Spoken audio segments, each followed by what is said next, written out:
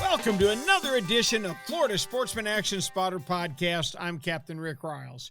Here's where we start out in paradise over in Nosara, Costa Rica, find out what's happening there, and then come back to Florida and work our way all the way around the state, checking in at each port to see what's biting, what the bait situation is, and how guys are putting fish in the boat. Hey, sit back, get a cold drink, relax, and we hope you enjoyed tonight's podcast. It's brought to you each and every week by Yamaha. Reliability starts here. By Tournament Master Chum, the best chum on earth. By Nosara, Paradise Fishing, your dream vacation. And by Young Boats. You want the finest in flat, spay, and offshore hybrid boats? You need to check out youngboats.com. As promised, we're going to check in with Paradise itself, Nosara, Costa Rica, my favorite billfish destination, and talk with our purveyor of all things fishy out there, Craig Sutton. Craig, are you with us? Yes, sir, Captain Ricky. Right here, buddy. How we doing, pal? What's the latest from Nosara? I saw some tuna pictures. Yeah, and you know, I sent you that one picture, a boat out of Korea, just a little south of us, got that fish. I'm trying to get the details on it, but you saw that fish. That's a true grander, I believe. That's a dandy. I mean, there ain't no doubt about that. That is a dandy.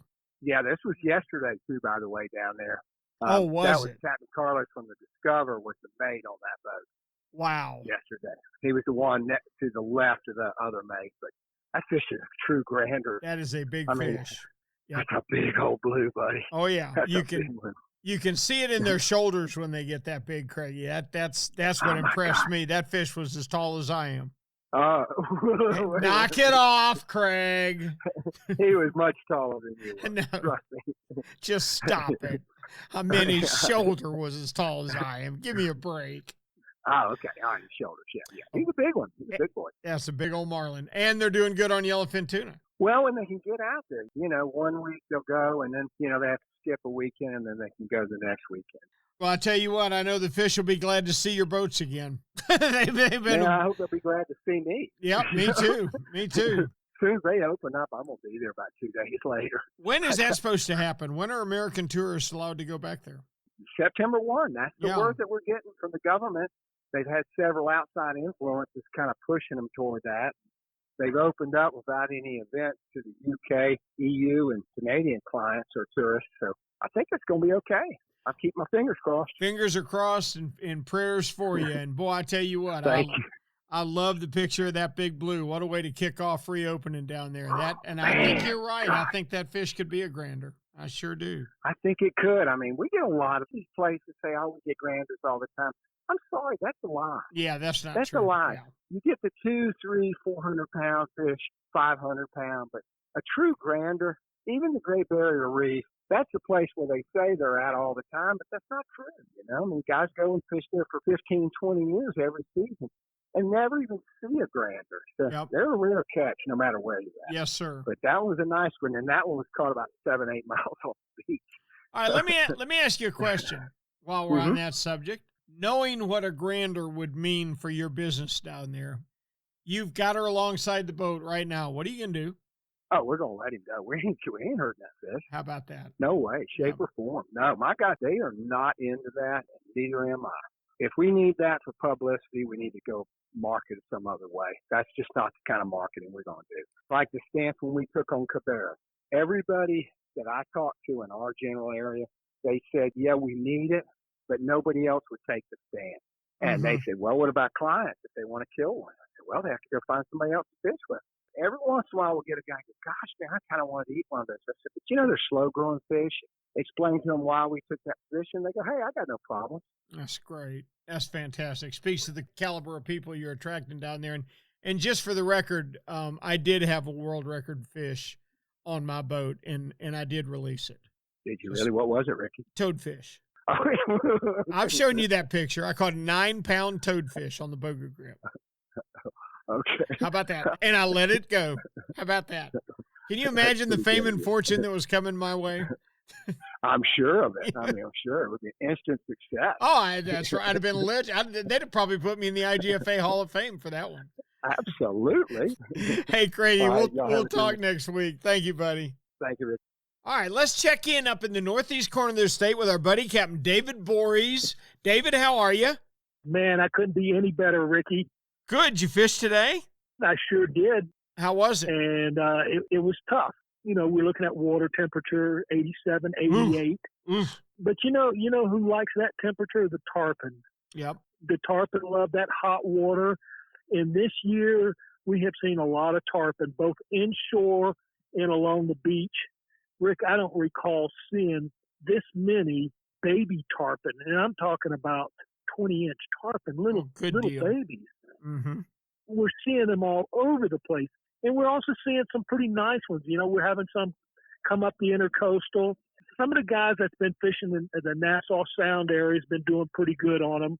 You know, inshore tarpon here is very difficult. I've always told people, for a sure bet to get a tarpon in Northeast Florida, you want to go out and do the pokey pods, go right along the beach. And the guys that's been doing that's been doing pretty good, Rick. Now, as far as the red fishing's gone, it's still good. It's only going to get better as far as I'm concerned.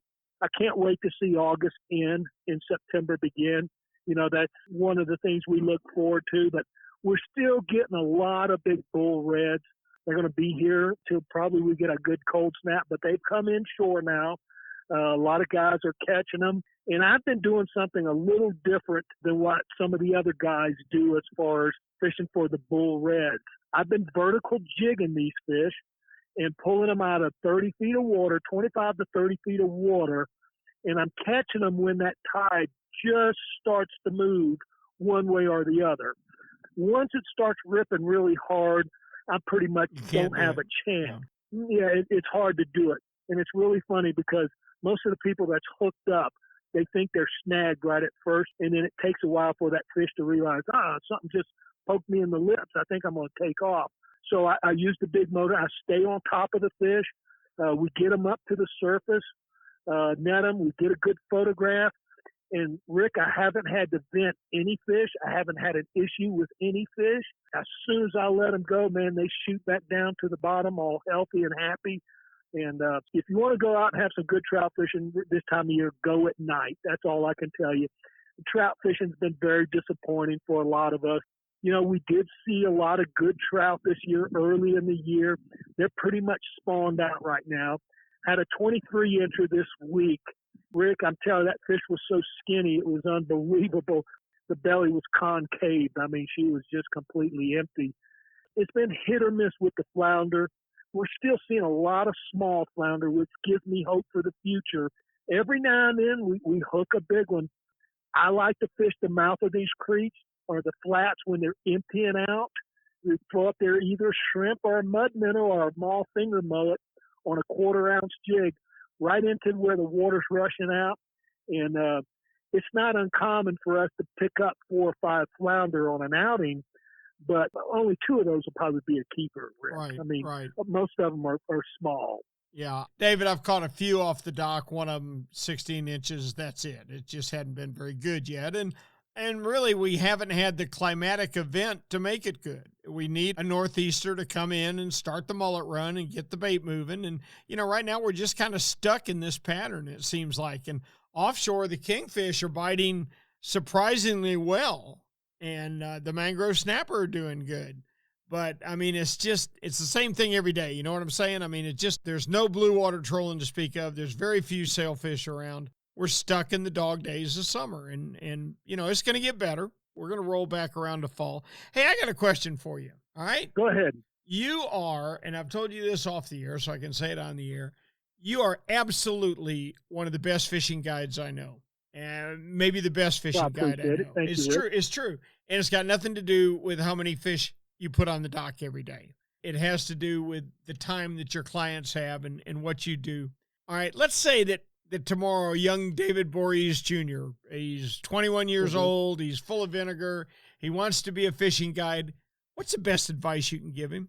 Well, I do get to talk to a lot of young fishermen, and I've had guides all around the world. I've been all over, you know, fishing all over the place, and I've had guides, and it's like they almost, you know, they have a tough day of fishing, and they give up too early, and I just feel like, don't give up. Stay at it. You know, if you got a 4-hour fishing trip, you fish hard from hour 1 to hour 4, and you never give up. Don't throw that towel in, because people pick up on that.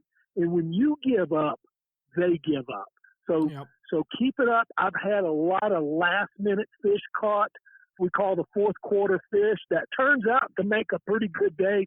Sometimes you can end up with a trophy. It might be the only fish you catch, and it could be something special for that person. But when you're fishing someone, you fish them the way you want to be fished if you were being guided. It makes sense to me. Yep, makes sense to me. And when you get excited over that barracuda, or in your case, maybe a ladyfish inshore, if you get excited about it, they feed off of that. And if you go, oh, it's trash fish, you just messed up. I mean, in my opinion. Yep. Many years ago, a young man whose dad was an exec at Yamaha came down to fish with us, and we knew when we left the dock that he wasn't feeling very well, and this probably may not work out. So my buddy comes up with this elaborate hoax of how there were tuna this time last year up at this certain wreck, and maybe, if we got real lucky, but, before we give up, we could troll by there. And, so we put out the little bitty feathers and jacked up the speed to about 9 knots and turned the clickers on and turned the drags off and, let the bonita hit the feathers and he's on. It became the biggest deal in the world because that's what you had to work with on that day. Yep. But, just never give up. David, we appreciate it so much. And please tell me we can check in with you next week. Absolutely, Rick, and I'm looking forward to it, buddy. Good. Get those flounder moving. We'll talk with you next week. David says there's a lot of tarpon up north. How about in the East Central, Jim Ross? You seeing them down there? Well, we've still got some tarpon, but, this is the time of year when they kind of do leave here and start heading up to the north part of the state and then, of course, up to Georgia and South Carolina. It seems like they go get a jump on the mullet run that starts up there in late August and then kind of return back down to this part of the state in about mid-September as those mullets start to get thicker. So that's probably, they're right on time, it seems like, as far as that goes.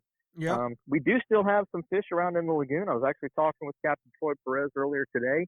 The last couple of days, he's been jumping a few in the northern Indian River up around Mims, Scottsmore, Titusville, up in that area.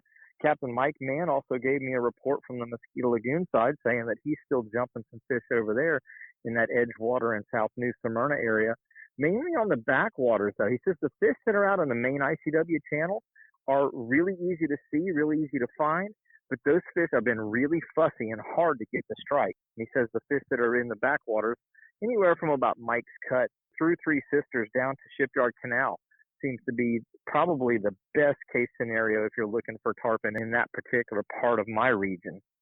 Anything else biting?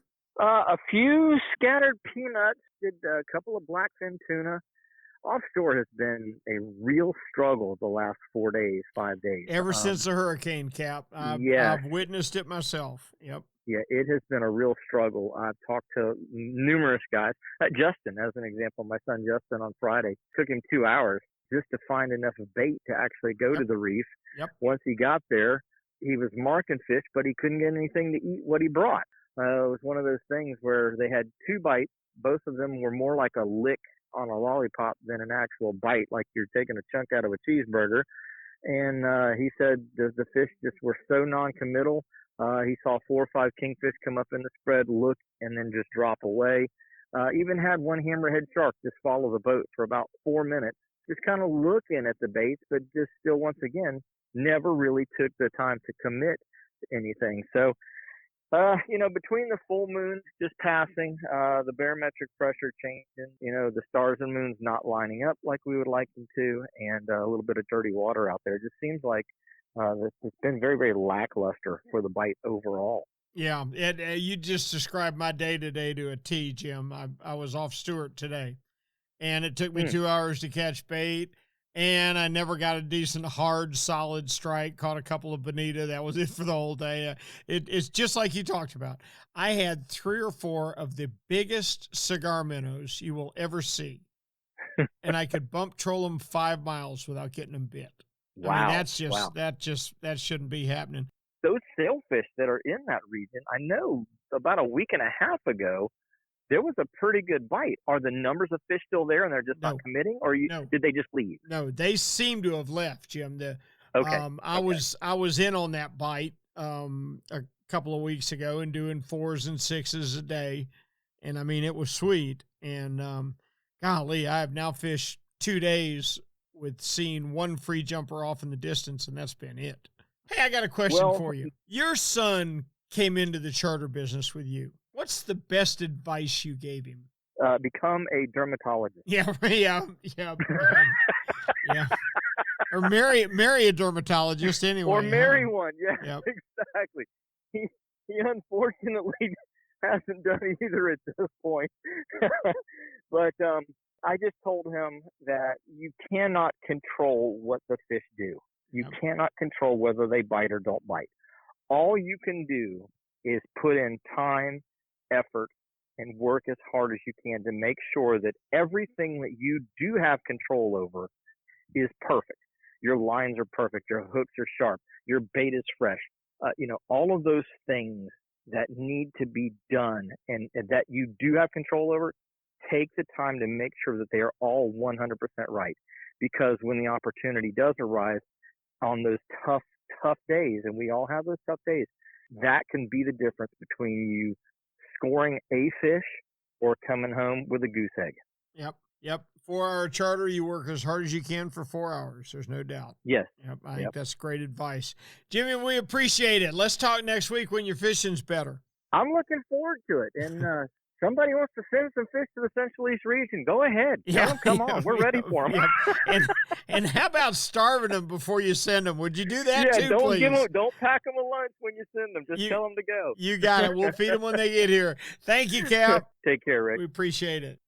It looks to me like the whole East Coast has slowed down a little bit since that hurricane came through. John Earhart, talk to me about Stewart. What's going on there?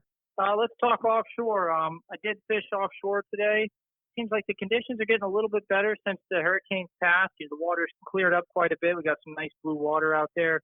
The bait fish are still hard to come by. So if you're going out to sabiki bait in the morning, you're probably going to want to factor in another hour to your trip because it's going to take a little while to find them. There's a lot of hornbellies around, but very few greenies. When you do get the bait and you head offshore, it seems like the best action right now is 100 to 150 feet of water. We've been getting a few sail bites, lots of bonita to contend with, and there's been a few small mahi mixed in. I did hear reports today that a lot of guys were catching smaller keeper-sized mahi in 80 to 85 foot of water. I didn't hook any in there, but I did hook some out in about 100 to 180 feet of water. And when we were out in 180 feet of water trolling around, they were pushing around the flying fish, and you could actually see them jumping out of the water. We just couldn't seem to keep any hooked, so we did not catch any today. But it does seem like we've got a little bit of mahi action around right now. The bottom fishing's been okay. The current's been kind of slow the past couple of days, so it's made bottom fishing hit or miss. Catching a lot of amberjacks, vermilion snapper, lane snapper. It seems like we've had a little influx of mutton snappers in the shallower reef line, 70 to 80 feet of water. So if you're bottom fishing, definitely going to want to have quite a few baits on the bottom, bigger baits out for the mutton snappers, and it should be pretty productive. Good deal. I tell you what, that's better fishing than I've actually experienced the last few days. I'm glad to hear a little bit of encouragement with the water cleaning up somewhat. Hopefully the bait will regroup soon. Now, John, the sailfish really shouldn't be done for this year, should they? As long as we get some more of those greenies or pilchards show up on those nearshore reefs and wrecks, I think we could have one more really good push of sailfish activity.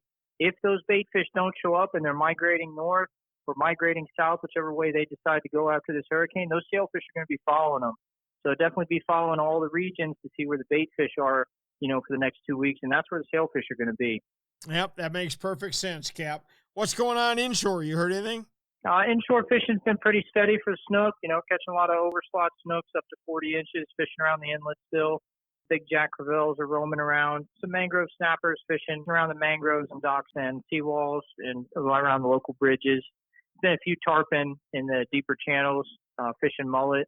Seems like we've had a little bit of mullet activity in the river with the larger silver mullets, the 7 to 9 inch baits, which are perfect for fishing for larger snook, jacks, and especially tarpon out and around those channel edges. I tell you what, they're a lot easier to see in your river than they are to catch, though, aren't they? Yeah. Sometimes you really got to put the work in, and you got to be quick with that cast net if you want to get yourself half a dozen mullets. That's for sure. You definitely want to cast net them in the shallower water so they can't dive out and under your net. Yep, they are very educated. I've tried a few times. Captain John, we appreciate the heck out of it. Please tell me we can talk with you again next week. Yes, sir. I'll talk to you all next week. Thank you, John. John and all our action spotters are brought to you each and every week by Yamaha. Reliability starts here. By Tournament Master Chum, the best chum on earth. By Nosara Paradise Rentals, your dream billfish destination. And by Young Boats. You want the finest in flats, bay, and offshore hybrids? You need to check out youngboats.com. You know what Yamaha Outboards love? The genuine formula and consistency of Yamalube marine engine oils. Outboards are subjected to punishing conditions like high loads, salt, and humidity, a mix that automotive oils can't handle. Yamalube full synthetic and marine performance formulas are certified to protect against friction and corrosion for reliable performance every time. Find Yamalube marine oils at your nearest Yamaha Outboard dealer. Locate them at yamahaoutboards.com/dealers. Yamaha, reliability starts here. Hey, Raj, being consistent is a mark of a quality product. If you've been Florida's #1 chum for over 10 years, there's got to be a reason. For 10 years, Tournament Master Chum has lived up to its name. That's why more tournament pros insist on Tournament Master than any other chum. It's the only chum with menhaden milk mixed right in. That means it gets the scent out faster and deeper than any other brand of chum. It comes in a grind size for every species from kingfish to catching bait. Your fishing time is way too precious to you second-rate chum. Bring the action to you by insisting on Tournament Master Chum. It's worth every penny. When you're ready for the finest in custom-made flat spay or inshore-offshore hybrids, you are ready to meet the Young family in Inglis, Florida. For over 21 years, the Young family has built custom boats one at a time for every type of fishing. Nothing can sneak up on a flat quite like the Gulf Shore flats boats, and I've never fished a better hybrid than the Young 24s and 27s. Rob Young is a naval architect who takes tremendous pride in each and every build for each and every customer that wants their boat custom built exactly the way they want it. Is it time for you to move up? Are you ready to own the finest boat built? Then you need to visit the Young Boat facility in Inglis, Florida, or check them out online at youngboats.com. Now let's move down to Miami and see who's rocking South Beach tonight. Who's that guy over there with all the good looking? Oh, that's Captain Alan Sherman. Alan, how are you? You better clean your glasses because I'm asleep by that time. I'm getting up early in the morning. I'm not rocking on South Beach. When was the last time you were on South Beach after 10 o'clock at night? I can't remember. Honestly, it's so busy down there. It's for the tourists, the visitors. It's for the youngsters. There's no doubt about that. Tell me about your fishing this week. The key to fishing here right now is it's all about early, late evenings and fishing deep. Immediately, you wake up, you walk out your door, if you're wearing glasses, they fog up. And the fish are feeling these effects as well, So to make a catch right now, you need to be on the water at first light. Take advantage of the first 3-4 hours of sunlight before the fish start feeling that temperature change and head down to the bottom or quit eating altogether. For the offshore guys, they're heading out to the reef where they're having rod bending action from bonitas, false albacores. And there's plenty of them, all different sizes, from 6-pounders up to 15 pounds. And anybody that's ever hooked one of those things, they know that the first run is going to be lightning fast and long. And then it's a tug of war right back to the boat. So a lot of fun, not much edibility there, but there are a few people out there that seem to find a way to eat them. And otherwise, there are some kingfish mixed in with these bonitas, a few sailfish with hardly any, some barracudas, and plenty of sharks. And that's what's happening from the reef on out to about 300 feet. When I say the reef, the outer reef, where it starts to drop off. As the sun gets up, these fish move down deep, and then you need to get your baits deeper or head on in and try and cool off before the afternoon sets in. Otherwise, the guys going further out looking for dolphin. Again, the bite's been in the mornings when it's been cool. And the fish are really scattered out there. We just have lots of sargasso weeds and lots of little weed lines. So trying to pick the right one's been very difficult. Earlier, the fish were under birds. They're still under birds, but there hadn't been a lot of birds around. I was out the other day, and we only managed 1 8-pound fish, and he just came blindly right through scattered weeds, and he ate a soft plastic that was rigged up weedless. We really didn't see but 5 birds, and they weren't together. It was individual birds throughout the day. So one guy kills them, and the next guy can't find one. But the fish that are being caught are bigger now. They're anywhere from 6-pounders up to 20 pounds. Get out there early, get your baits in the water, run and gun looking for birds, or troll anything that's weedless. Because if the hook is exposed, it's going to catch weeds, and you're going to spend most of your time just trying to clear your baits. On the bottom, out in the ocean, the vermilion snappers and yellow-eyed snappers are spawning right now in specific areas. That fishery's been excellent. Been a lot of small, genuine red snappers, which we haven't really seen a lot of in the last 50 years, but they're coming back. Those fish are being caught anywhere from 200 to 400 feet of water, and they're chicken rigging them where there's 2 hooks on a leader with a sinker on the bottom, and they're baiting them with chunks of squid or bonita bellies or king mackerel bellies. The other fishery has been the nighttime bottom fishing on the reefs, and that fishery for mangroves, muttons, and yellowtails is excellent right now. Key to it is not having a lot of current. That's the only thing that protects those fish this time of the year is the currents, and they run hard sometimes in the month of August. So find a reef where it's manageable, get a little chum line going, and when the fish start biting, you don't need the chum anymore. You'll just bring in the little grunts and the sharks, and then just use chunks of bait, as little weight as you can, and let that bait go down naturally and enjoy the fishery. It's a lot of fun when they hit the bait. Inshore, if you're in the bay right now, and again, early mornings when it's calm and the bay waters are slick glass, you can see the big schools of Jack Crevalles roaming. Those fish are anywhere from 5 to 15 pounds, and they'll quickly eat a surface plug, which is the way I like to fish them. Otherwise, there's been a few trout, not many, some mangrove snappers around structure, mostly small. And that's been about it. Other than snook fishing in the inlets, mostly at night, that's about what we have going on here in South Florida. Alan, it seems to me like the whole East Coast almost went into shutdown mode when the hurricane went by. I've sailfished for 2 solid days since the hurricane. Have not had a sailfish bite yet. Talked to a lot of guys in the same situation. It just seemed I don't know what it did to the water, but I haven't talked to anywhere on the East Coast where the offshore action for trolling for pelagics has been very good. Well, I don't know what's going on up there. I just know from experience, this is our slow time of the year for offshore fishing. And it all comes down to heat. We don't have a big sailfish fishery in the summer here. There's always a few around. Like, we don't have a big kingfish fishery this time of year, but there's always a few around.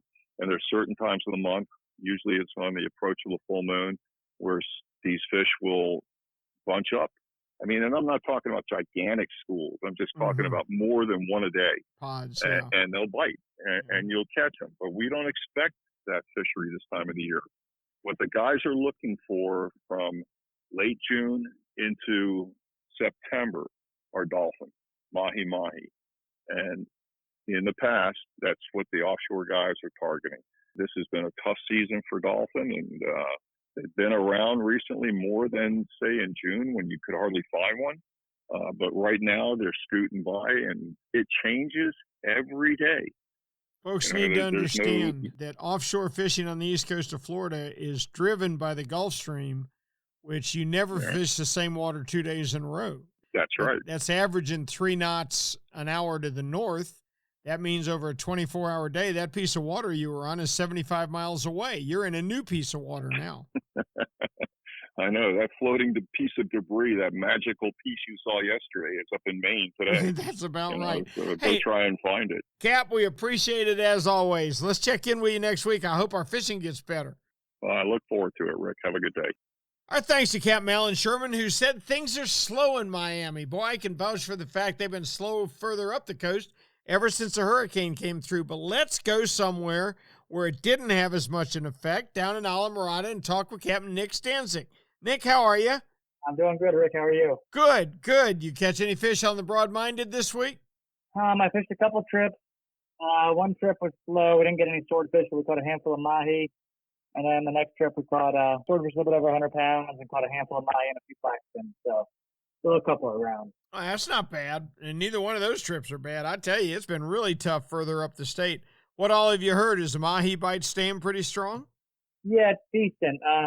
There's been a few really good days. The Cloud 9, he had one bull just under 41 pounds, like 40.9 pounds a couple days ago. And then I saw a few on the dock today between 30 and 35. So there has been a few big bulls around. And then some schoolies and gaffers. Not as many fish as, the last couple of weeks, but most of the boats are still having 10 to 20 fish. And a few boats still have 30 fish. So Oh, that's real good. bulls and still enough fish to keep you busy. And a lot of blackfin tuna. Not a lot of huge ones. The buzz on, a couple big ones up to about 25, but most of them are those 3 to 8 pound footballs. Right. Oh, that's fantastic. Have you heard anything from inshore at all? How's your brother doing? He had one really good day on the tarpon.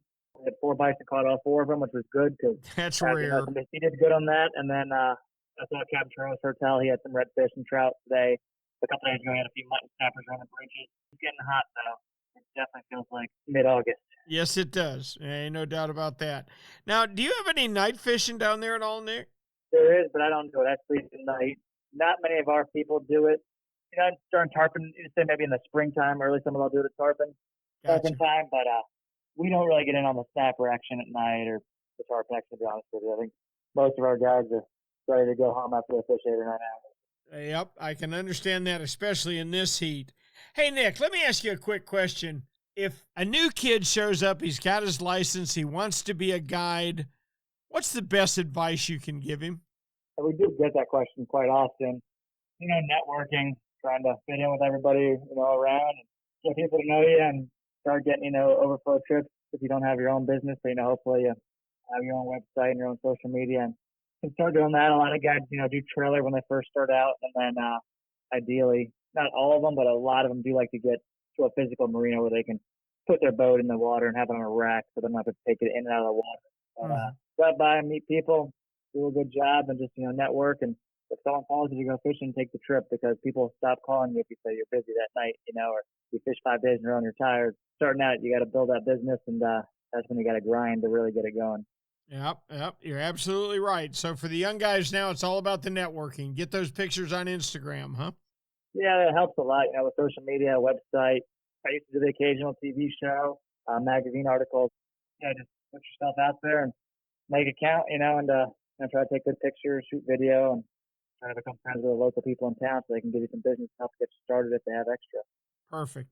Cap, we appreciate it as always. Please tell me we can talk with you next week. Yep, we'll be around. Give us a shout. You got it.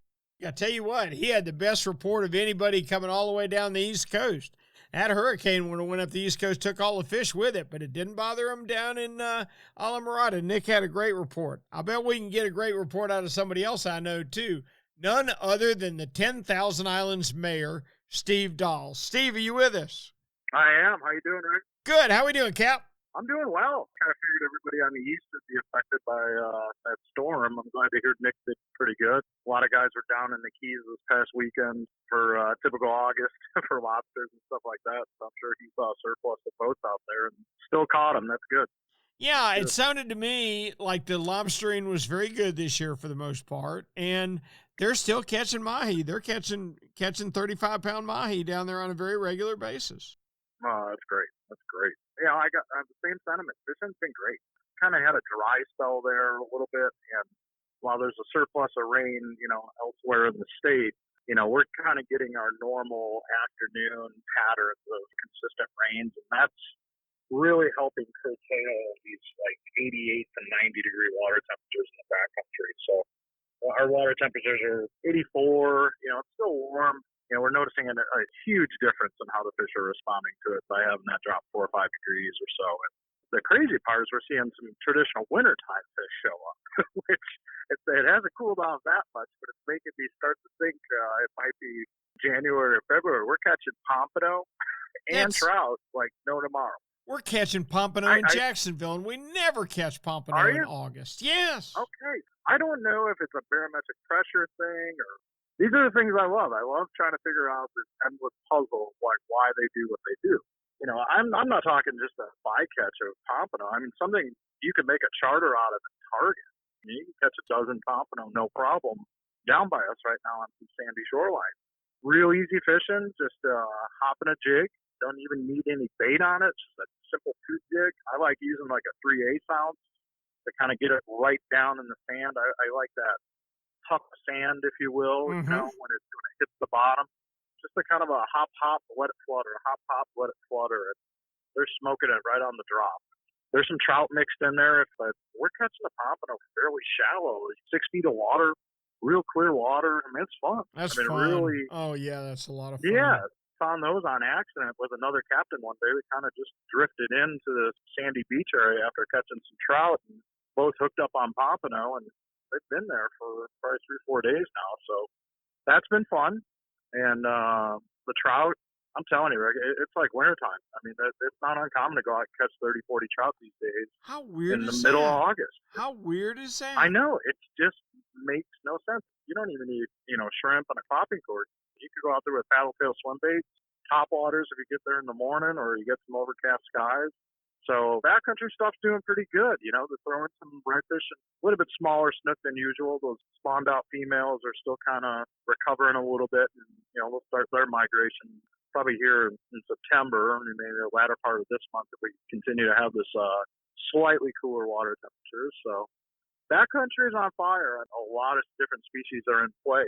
Yeah, I'm sure this has happened to you. You ever pulled out an odd color of a bait, or maybe it's a trolling skirt or something that you have, and you get a customer kind of scoff at you? Yeah. Like, there's no way that's going to work. Yep. You ever have Yep. So we've been on a pattern down by us with black and pink soft plastics. It's the weirdest combination. It's a pink belly and a real black, maybe with a little bit of purple in it. Seems to be catching everything down by us. It sounds odd, and I know a lot of men won't throw pink, but you're missing out if you're not throwing pink. Well, I mean, how does that make sense? All right. I'm with you.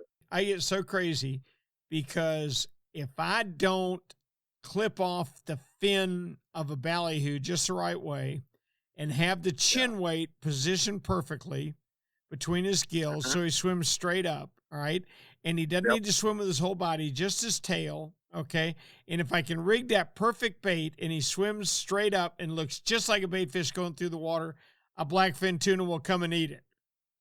But there's a better chance he's going to eat a hot pink stretch 25 with 9 hooks hanging off of it. So, what? Yeah, right. We have the same thing coming up in our gag groupers in the fall get shallow. We troll those big bands for those as well. And sometimes the loudest colors are, I don't know if it's a reaction bite or what it is, but they chew some of that crazy colored stuff. Pretty funny. Yeah, yep, you're right. I agree 100%. If you're fishing bait has to be perfect. If you're fishing lure, all bets are off. Any color, if I put a bright pink ballyhoo out there, they wouldn't eat it, I'm sure. All right, Cap. Yeah, exactly. Listen, I sure do appreciate it each and every week. You're a real breath of fresh air, the way that you love your fishery down there, and I'm so thankful that you do. How can people get a hold of you if they want to come fish with the mayor of 10,000 Islands? 239-405-9898 is probably the easiest way. I'm on the phone. I'll answer. You can shoot me a text, or you can visit us online. You can just Google Captain Steve Dahl, and I pop right up. So. And that's D-A-H-L Dahl, right? No, I'm sorry, D-A-double-L. I'm a double L guy. She's got me in this little box that I have to broadcast from, and I can't read. So it looks like it says D-A-H-L. Trust me, I can't read a menu anymore, so don't worry. I'm telling you. Thanks so much, Steve. We'll talk with you next week. Sounds good, Rick. We'll All talk right, to you buddy. then. Let's come around to the southwest part of the state and check in with Snook Stamp Charters and Captain Greg Stamper. Greg, are you with us? I'm right here, Rick, loud and clear. Talk to me, big dog. What's going on? Last week we talked a little bit about how the juvenile tarpon bite was a little bit slow for us in the general area. And I thought it was because the tides just weren't really running hard when we were targeting those fish. But this week, I can tell you what, they're coming back strong. The last 3 days we've been out, those fish are definitely rolling a lot. They're rolling in multiple pairs.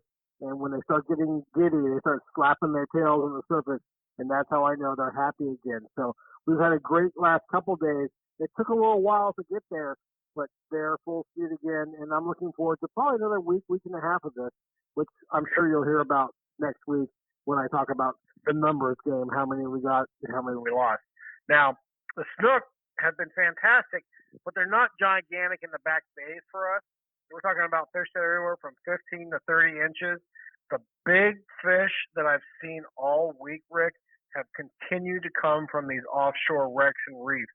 Now, you're not on the wrecks themselves, but if you have the ability to see something side scanning it, you're going to see where there's going to be a lot of fish in a particular area, and it seems to be more like they're on the downside current, waiting for all these little bait fish to make a mistake, and they're coming up and getting them. And these fish, Rick, are 30, 35 inches and bigger. So that's good. We're talking fish. About good sized fish. That's real good now, fish. Oh no, real good, Rick. I have not seen a bunch of those big girls in the back days. Although when you do see one, she's pretty much snubbing you. So it is what it is. Now the redfish continue to be really good as far as catching size. The number game hasn't been all that crazy, which I wouldn't expect it to be this time of year. Normally this time of year, I see a lot of those what we call rat reds, so small redfish that are juveniles that'll be like in your or lower slot size next year. But I'm not seeing those right now, which I'm a little concerned about that because all fish we're catching are upper slot or slightly over, which is good as far as breeders go, but not so good as far as what I think it'll be like next year. So I'm a little confused there. I think the closures have helped those fish that survive to become bigger fish, and nobody's killing them. So we're catching more of those. But I'm not even sure how that relationship works. Like, is it really big ones just tell the little ones, you need to get out of here because this is my area? Or are we not seeing a bunch of the small ones? Yeah, I'm not really sure about that. Greg, let me ask you a question before we get off redfish. What percentage of redfish that you catch have got hook marks from having been caught before? I do see hook marks where they've been caught before. And I have caught several fish several times where they have a very distinctive mark or that certain spot route where you're just like, I've caught you before. Right. And they seem to be generally in the same vicinity. They don't go too far from where they like to be. Now, do a lot of people hook them and lose them? Probably. But sometimes it's really hard to distinguish a redfish that has a mark in its mouth from one that's just been really grinding up there in those oyster bars. That could be too. Yeah, you're right. You're right. Now, crazy enough, I don't know what's going on, Rick. There's pompano all over the place shipping in a lot of places where I'm a little confused right now because these are not small pompano. These are probably 2, 3. Some of them might be 4 pounds. Woo! I'm talking big, giant plates skipping through the water, usually as I'm moving around from place to place. But I tried hard, and I consider myself a pretty good pompano fisherman to catch these fish where they were, and I couldn't get a single fish to bite. So I don't know if they're just coming back in here and having a good time and doing something that I'm not sure about, but they're not in the passes. They're in the back bays throughout my area, and I'm skipping them on a regular basis. I'll be darned. Yeah. Steve Dahl was telling us that he's fishing a 3/8 ounce jig on a sand bottom. Said he's catching about 6 feet of water, and he feels like that puff of sand's triggering him. I don't know if that would hold true in your area or not. No, not where I'm seeing them, Rick. These fish are in 2 or 3 feet of water over grass. Oh, wow. It's really weird. Yeah, it's really weird. That. I'm not even sure what to say about it because typically we would not be even seeing pompano this time of year.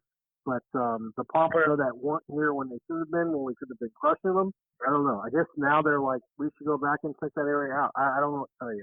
Yep. So I will tell you one thing really cool, and you'll love this. The nearshore guys who have been out this week targeting permit on some of our local wrecks, primarily local wrecks or anything that has a lot of relief off the ground. You know, it doesn't take much around here. 2, 3, 4 feet is a huge amount of relief. I know where you live, that's like a little bump. But they've caught quite a few cobia this week, just showing up randomly. And we're not talking about big cobia. We're talking about fish that might come into the 40, 42, 43 inch range. Oh, that's a fine one. They're the perfect size, Rick. Yeah, that's a fine one. Funny enough, too, and I'll just talk about it really quickly. With all the red snapper ending, I'm not seeing a single blackfin this week. I haven't seen much of any dolphins or wahoo or sailfish reports. But the guys who did get out there in a relatively deep spot, 120-ish feet. They'd come back with a really good amount of mutton snapper this week, but the yellowtail and the mangrove snapper was just kind of That's strange. Yellowtails aren't normally affected by the real hot water that we're experiencing right now. Yeah, and they were in 120-ish, so they're far enough from us to be out there where they need to be. I think that Gulf Loop has pushed itself out a little bit further than normal. You're fortunate enough to have a Gulf Stream that's pretty close, and you can figure out where it's at. I think the Gulf Loop for us, honestly, the further out it goes, if it's 10 miles, all those fish go 10 miles more. Right, so right. They're not going to be them. Right, makes sense. Cap, we appreciate it as always. Great report. Good luck on your juvenile tarpon. I want an accurate count next week as to how many you catch this week, all right? Well, we got 3 today. I'm going to add that to my total next week. No. Starts tonight. No. You are at 0, my boy. Don't be sneaking 3 in there.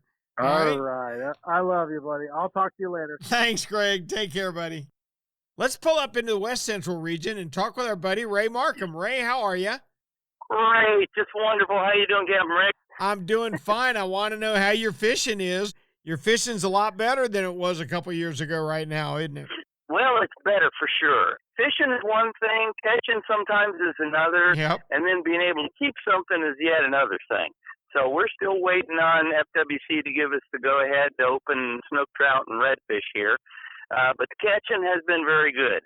Anytime we're around a newer full moon with good tides, we have lots of ambush predator-type possibilities going on, and snook and trout were 2 big ones over this last week. Now we've got some redfish that have moved in again. Oh, good. So, guys inshore doing real well with redfish. There's some pretty hefty critters running around out here in the upper 30-inch range, and some of the guys are catching them actually fishing on some of the artificial reefs just offshore. Things have been actually pretty good as far as big grouper, gag grouper are concerned. Guys that are getting way out fishing middle grounds and in some from the middle grounds are catching some monsters. I mean, 30 to 40 pound fish. That's big grouper. They're huge. And mangrove snapper bite is in still pretty good. It's slacked off from what it was about a month or so ago, but still there's a whole lot more mangrove snapper that moved up inside Tampa Bay. A lot of bigger fish, because there were a bunch of them that were in the neighborhood of like 10 to 12 inches, and now they're 15, 16 inches. So there's something that's a few less to clean, but actually bigger fish and some nice stuff for the dinner table. I got to tell you, Ray, I have eaten a 14-pound mangrove snapper before. Give me those 15 inchers. Those smaller mangroves are delicious. To me, it's just about all of the species that I fish for. It seems to me that the smaller fish seem to taste better. But I will say this about that. I've eaten big snook long ago before there were lots of regulations and size limits and whatnot.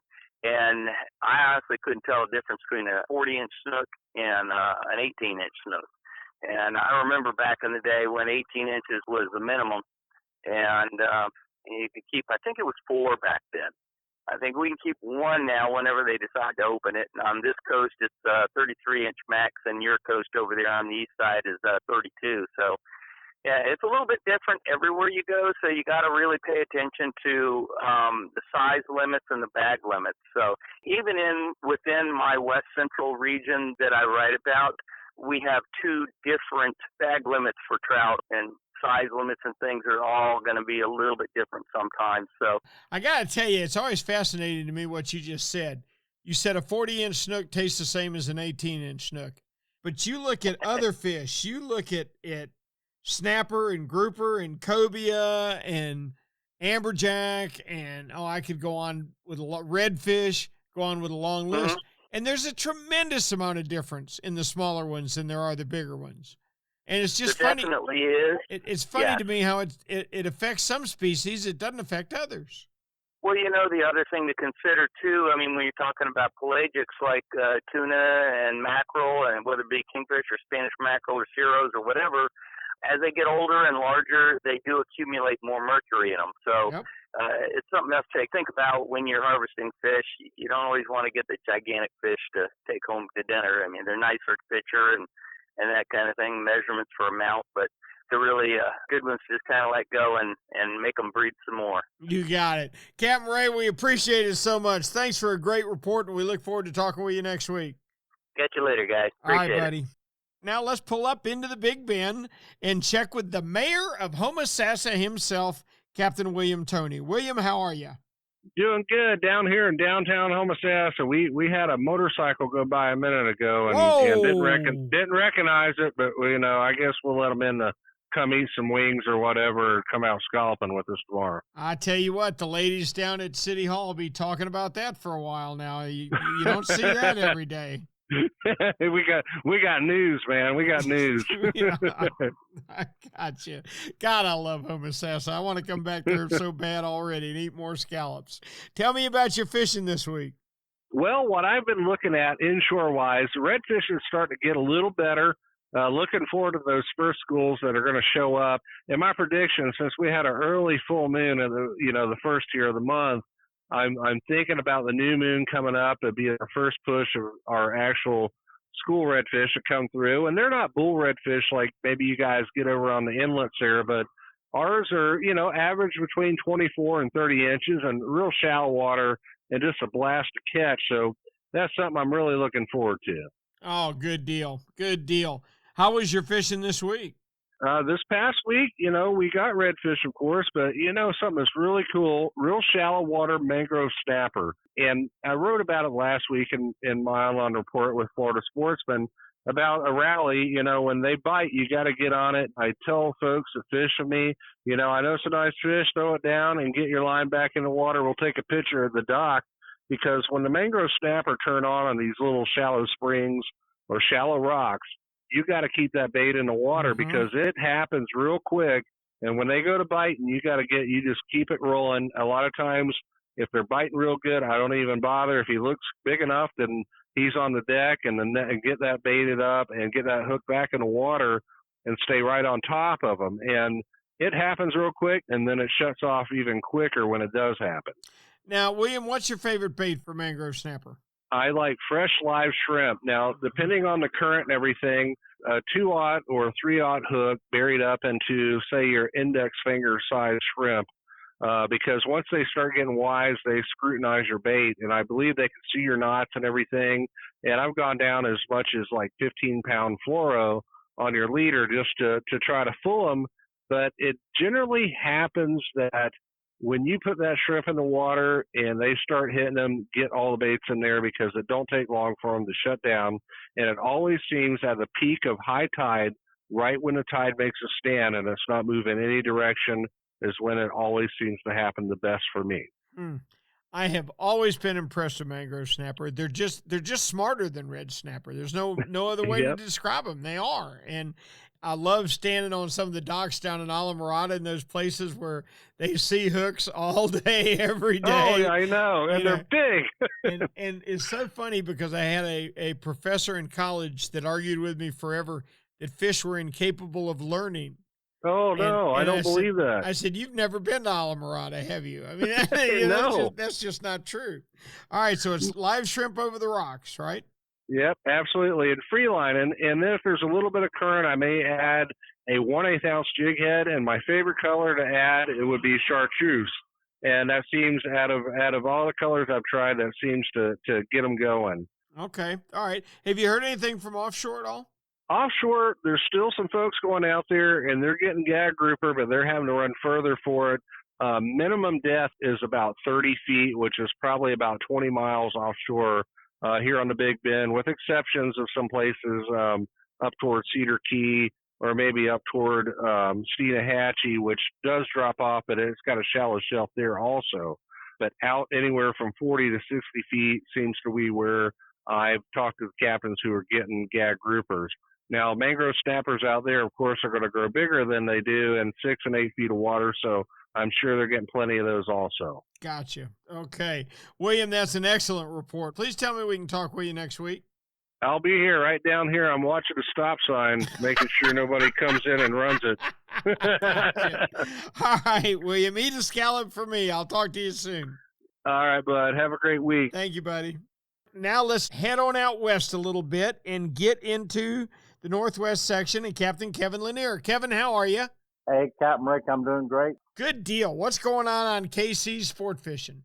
Well, as you know, red snapper has obviously wound down for us and had a phenomenal season.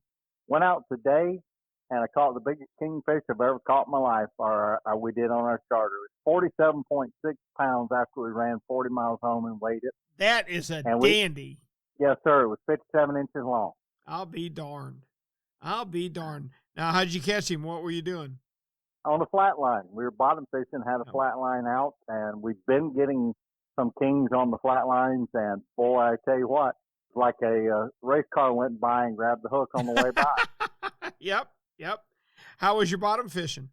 Our bottom fishing was pretty good. We're catching some really nice vermilion snapper. We've been getting some in the 5 to 6 pound range. Ooh. So that's been phenomenal. That is big vermilion. Line. When I was commercial fishing, we caught a 7 one time. But I'll bet you I haven't caught more than 3 or 4 5s in my whole life. I promise you. Those are great fish. I know. It's been really amazing. It seems like every time we turn around, we're getting one bigger than we thought was the biggest one we'd ever seen. So it's been really good. Grouper fishing has been a little hit and miss. We got a nice thing. It was 14-pound gag today, and a lot of keeper red grouper. We're staying busy, but we're still having to run 30 to 40 miles to get into some good fish. Mm-hmm.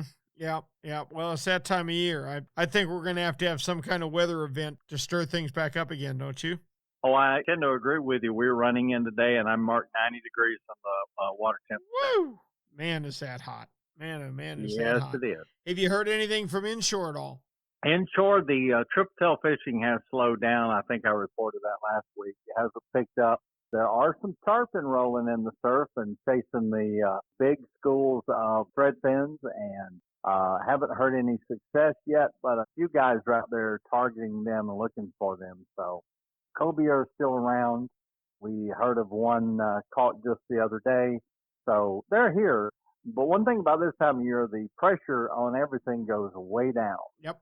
So now it's time to come over here if you just kind of want to explore the Mexico Beach area, or St. Joe, and do some fishing. Everybody goes back to school and heads for the woods pretty soon, and everything does slow down indeed. That's a great report, though. I'm really fired up about hearing about vermilions that size. That's wonderful. It's funny because we have just gotten into those big vermilions this year. It's been a very pleasant surprise. So when you go out there and the guy says, wow, I've got to let that one go, and I go, nope, that's a big vermilion. Yeah. Oh, yeah. And don't they look funny? It looks like their bodies outgrow their heads. Oh, yeah. They get weird looking when they're that big. Oh, yeah. Cap, we appreciate it ever so much. I look forward to talking with you next week. I'll be here. Look forward to it myself. Thank you, Kevin. We can't leave Florida until we've been all the way out the Panhandle, and that's where Tyler Massey's in charge of all things fishy. Tyler, are you with us? I'm here, Rick. Good deal, buddy. Tell me about fishing in the Panhandle. Yeah, so we had a good week. We had some beautiful weather, some great fishing. It was super hot, but the fishing was good too, so it worked out well for us. So offshore, we had some nice amberjacks this week. This is our first full week of catching them. The bigger wreck structures have been the ticket, and deeper water too. So anything over like 120 foot, the bigger wreck, that's going to be where you're going to want to look for those guys. And you want the freshest blue runner you can get for those, right? Yep, we like frisky hardtails, we call them up here, blue runners. Some other things that work well are if you're in state waters, you're allowed to use vermilion snapper for bait. It has to be a 10-inch one, and those work really well because that's one of their most readily available foods. But only in state waters you can use them for bait around here. Huh, that's interesting.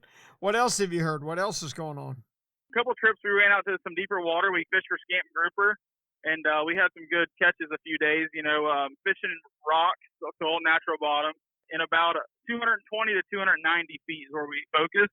Using small live baits like pinfish or scaled sardines we have up here, cigar minnows also. We had good results a few days doing that. Boy, scamps are just a different grouper. You can tell when you've got a scamp on. He's going to fight you about the first 10 feet, and then that's going to be it, isn't it? Yep. No matter how big they are, they just kind of pinwheel all the way to the surface. But they're one of the favorite eating fish of a lot of people that I know also. So it's a good little treat to get out there and catch a few of those. Woo, no doubt, buddy. A scamp on the grill, Put little onions and peppers on him. He'll be good to go. Heard anything from inshore at all? Yeah, so the red fishing actually did pick up the last few days, and it should continue focusing around Pensacola Pass. So we've got some jetties that, right before you get out of our pass, there's some rock jetties. The guys are catching some slot reds and oversized reds, fishing live baits on the bottom, right there around the rocks. So that's been a good little bite. And then also on the beach, Fort Pickens is right around our pass. We have Fort Pickens on one side, Fort McRae on the other side. So the bay side where Fort Pickens is in the grass, they've been catching some redfish around there too. There's a lot of schools of small bait fish, and the redfish are chasing them around. Outstanding. Yeah, that's a lot of fun doing that. I've been to that Fort Pickens before and done that on the beach, and that is a cool way to fish. Hey, listen, have you heard anything from the deep water? Any white marlin showing up at all? Yeah, so actually we do have a tournament coming up, the White Marlin Shootout, Pensacola White Marlin Shootout, and it's coming up this weekend, Friday, Saturday. It's actually a tournament that we host, me and my business partner. We've had some pretty good reports of blue marlin and white marlin fishing. There's been a couple of rips, tide lines. They're about probably 90 miles from Pensacola towards the oil rig, so to the southwest.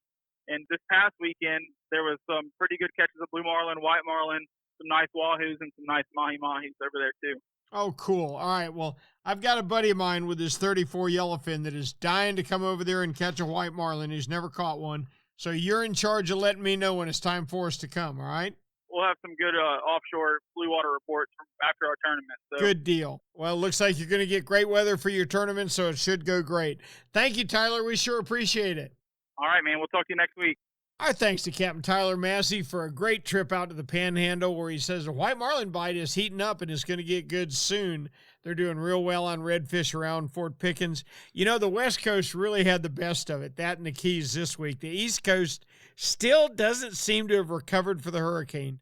Bait schools have not bunched back up yet. Up in Northeast Florida now, they're doing well on kingfish, but boy, that was just about the highlight of the trolling for all up and down the East Coast until you got down to Alamorada. Now, Nick Stanzik had a great report for us on mahi, and he said they're doing very well, catching some 35-pound fish. That's unusual for August. I know he's glad to see it. Once you come around the corner and start up the West Coast, totally different situation. They've got excellent fishing. In fact, they've got fishing that they rarely have this time of year. Both Steve Dahl and Greg Stamper talked about pompano. What in the world are pompano doing in the southern tip of Florida in August? Well, we don't know that because we can't talk to them and they won't tell us. But the further you come up the coast around there, the fishing stayed good. Ray Markham reported that the reds are big. There's a lot of oversized fish and they're biting. They're getting a lot of action out of them. William Toney's redfish are getting better, and he is in the height of scallop season. So he's really having a great time doing redfish and scallop charters. Kevin Lanier, well, he had the best red snapper season he's ever had, but now he says he's catching 5 to 7 pound vermilions. That's fantastic. I highly recommend you make your way to Mexico Beach to take advantage of that. You go on out in the Panhandle, and Tyler Massey said that they're doing very well on scamp grouper out in 200 feet of water. Boy, you want a grouper for your dinner table. That's the one you want. Some parts of Florida were great fishing, some parts not so great, but there's always something going on in Florida. And so we're going to be back next week to check in with the guys and see what changes. I'm predicting the East Coast gets better as the water settles down a little bit. Hey, listen, we sure hope you enjoyed tonight's program. If you did, please subscribe to us. You can get us on Libsyn. You can get us anywhere you get your podcast. And take your buddy who never catches any fish and let him hear it. Maybe we can help him out too. Each and every week, our broadcasts are brought to you by Yamaha. Reliability starts here. By Tournament Master Chum, the best chum on earth. By Nosara Paradise Fishing, your dream billfish destination. And by Young Boats. You want the finest in flat spay and offshore hybrids? You want to check out youngboats.com. Until next week, I'm Captain Rick Riles, and we will see you on the rip.